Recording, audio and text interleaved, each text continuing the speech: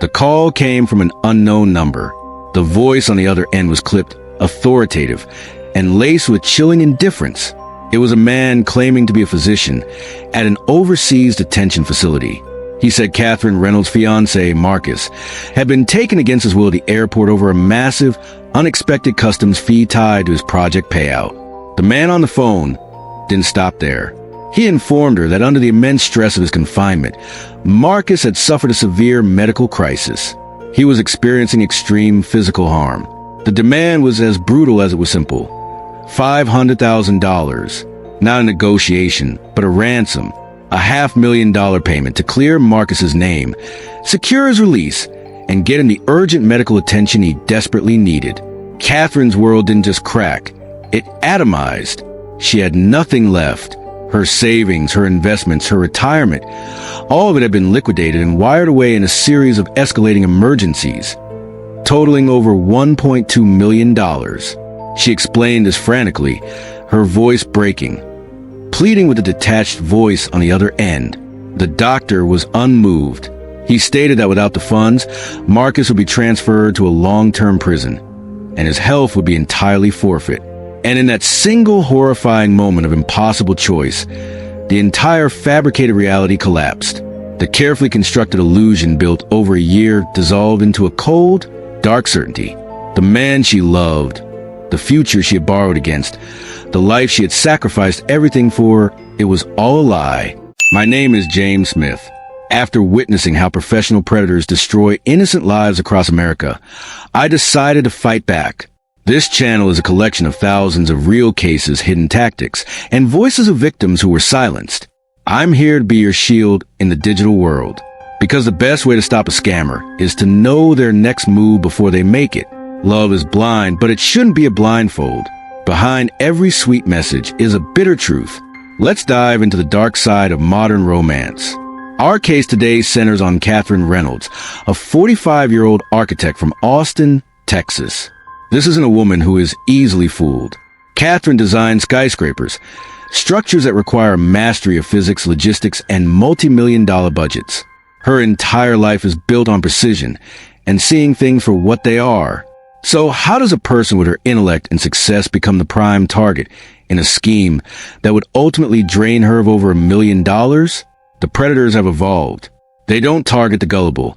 They target the capable who have a single exploitable vulnerability. For Catherine, that vulnerability was loneliness. After losing her husband to a sudden illness a few years prior, her work had become her fortress. The towering buildings she designed were monuments to her focus, but her personal life was hollowed out by a quiet, persistent grief. One evening, she did what millions of Americans do every night. She downloaded a dating app. It felt more like a concession than a hopeful act. Within days, a profile caught her eye. Marcus Thorne. The photo showed a ruggedly handsome man in his early 50s, with kind eyes and a touch of silver in his hair. The backdrop was an impressive-looking offshore platform. His biography was a perfect bait. A 52-year-old civil engineer, a widower with no children, working on a lucrative international contract. He wrote with an eloquence that seemed a world away from the usual hey messages. He was articulate, thoughtful, and confident. This profile is what we in the field call the perfect stranger. It's a carefully assembled fiction designed for maximum appeal and minimum accessibility. An oil rig engineer, an overseas doctor, a deployed soldier. These professions provide the perfect, built-in excuse for why they can never video call, why the connection is always fuzzy, and why they can never, ever meet in person. It's a ready-made fortress to hide behind. Their chat quickly migrated to a private messaging app, a classic maneuver to bypass the dating site safety protocols and create a false sense of intimacy. For weeks, the conversation was disarmingly normal. He was a master at reconnaissance, asking about her passion for architecture, her favorite composers, and the complexities of her grief. He wasn't trying to find a date. He was gathering intelligence, mapping her psychological terrain, and building a foundation of trust. Then, once the groundwork was laid, he initiated the primary weapon, a campaign of intense affection. This is the stage where the scammer floods a target with a carefully engineered fantasy. Morning texts would greet Catherine like a queen. He sent her poetry. He mirrored her own life experiences, especially their shared status as widowers, to forge a powerful, artificial bond. "I never thought I'd feel this way again after my wife passed," he'd write. "It feels like fate brought us together across the miles." He was selling her a future. He spoke of his contract ending, of moving to Austin, of them designing and building their own dream home together. For a woman living in a world of silent blueprints and empty echoes, his words were a siren song. Catherine wasn't falling for a man. She was falling for a meticulously crafted role, a character in a play written exclusively for an audience of one. After a month of this emotional deluge, the first test came, the first withdrawal. The message arrived late one night, saturated with theatrical frustration.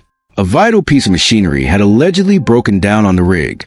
He claimed corporate red tape was holding up the repair, jeopardizing the entire project timeline. He needed to buy the part himself immediately. The price tag, $7,000. His performance was flawless. He layered his request with apologies and feigned embarrassment. "I'm so mortified to even ask," his message read, "but my international bank has a 24-hour hold on transfers this large. I'll have it back to you the second it clears. You'd be saving me, Kate." To Catherine, what was $7,000 in the grand scheme of their shared future? It was a rounding error in the budgets she managed every day. It was a small gesture to help the man who was rebuilding her emotional world. She wired the funds without a second thought. He responded with an avalanche of gratitude, telling her she was a savior. In reality, he had just confirmed his hook was firmly set. The target was compliant. A few weeks later, the operation escalated to phase 2, the manufacture crisis. This is a core component of the romance scam playbook. The predator fabricates a high-stakes emergency, requiring a substantial sum of money. Marcus called, his voice tight with manufactured panic. He claimed a massive shipment of construction materials was being held by corrupt port authorities, who were demanding an $85,000 customs fee in cash. To bolster the fiction, he emailed her a set of brilliantly forged documents, official-looking invoices, customs demands on government letterhead. They looked as real as any contractor invoice she'd ever seen. "These people are sharks," he said, his voice a mix of anger and desperation. "It's just the cost of doing business out here. The company will reimburse everything, of course, but the payment has to be made now, or we're in breach of contract." $85,000. This was no longer a small favor. This was serious money, enough to trigger a knot of anxiety in her stomach. But to question him now felt like an act of betrayal. He had made her feel like his confidant, his partner. Doubting him felt like tearing down the beautiful future they were designing together. This is the end game of the psychological manipulation. The victim is conditioned to believe that questioning the fantasy is a greater risk than financial loss. So, she took a loan against a stock portfolio and sent the wire. After that transfer, the dam broke. It was no longer a drip of requests, but a torrent. The fabricated emergencies began to overlap, each one more dramatic than the last. His personal bank account was suddenly frozen due to a compliance review. He needed $40,000 for living expenses. He suffered a minor injury on the rig and required $120,000 for emergency medical care not covered by his company's international policy. Each request came with a new set of forged papers, more frantic phone calls, and more intoxicating promises of their life together once he was home. He was systematically isolating her, making himself the sole focus of her financial and emotional world. The final act of this tragedy was the most audacious.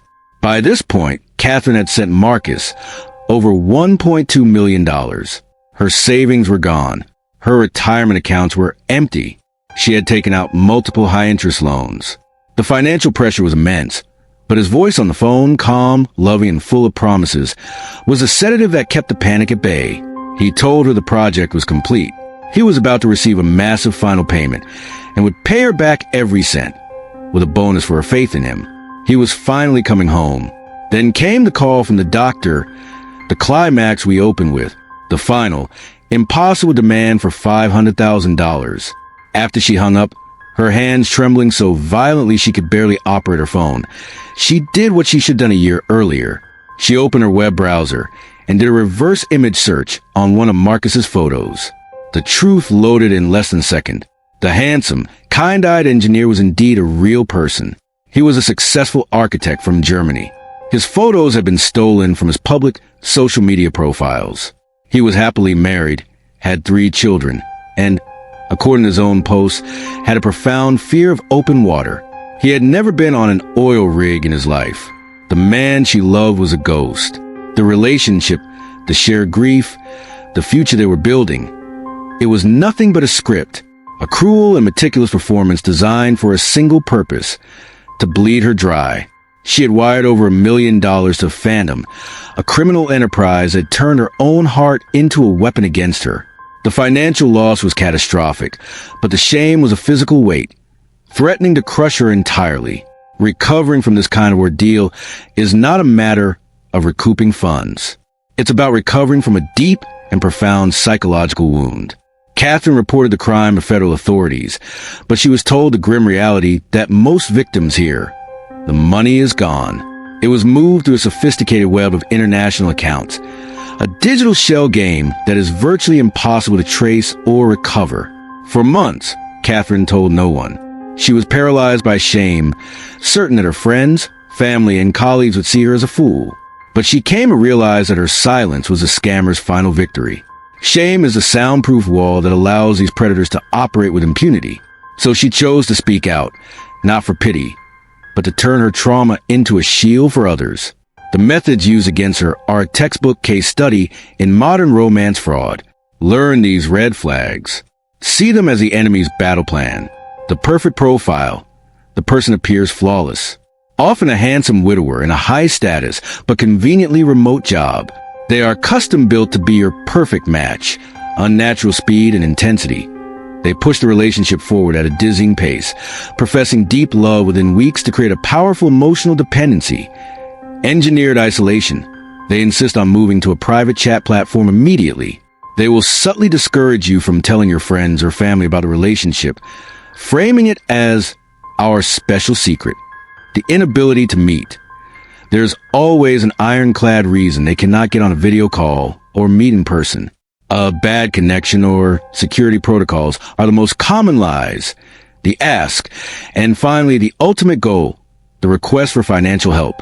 It always begins with a small, plausible test, then relentlessly escalates into a series of life-altering crises. In a world where connection is just a click away, we have to remember that true intimacy is built on verifiable reality, not just beautifully written words from a stranger on a screen.